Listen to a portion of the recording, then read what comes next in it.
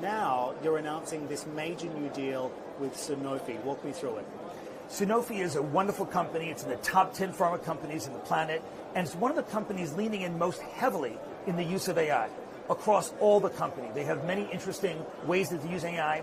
In our case, we're working with Sanofi in terms of new biomarkers. As you know, in the realm of biopharma, it's very important to have new treatments, but it's also critical to have new diagnostics, ways that we can tell, does this person have this disease? Is it progressing? Is it not? And our work with Sanofi is centered around this. How do we accelerate the work towards valid biomarkers that we can do with a simple blood test in order to understand what the status of the health of that person is? Using this kind of AI, quantitative AI, AI trained on physics, chemistry, biology, pharmacology, that's the AI that we at SandboxAQ have. This AI can now help Sanofi get to this goal faster, less expensively, but most importantly, with more impact for the patient.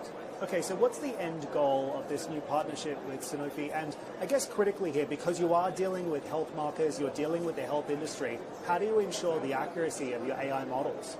It's a great question. What we see is an iterative loop. We develop it inside the AI, of course, but always, in every single case, we then validate it in the actual experimental lab. And so we synthesize the drugs that are made or the biomarkers that are made, and we test it in the real world, and we bring that data back into the AI and start again.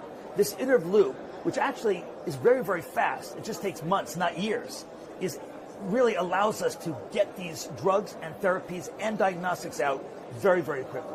So the real goal is, how can we change the biopharma industry from a hit-based business, where once in a while there's a success, but most often failure? Right now, Dan, in clinical trials worldwide, there's a 90% failure today of drugs that come into clinical trial compared to those that succeed in coming out.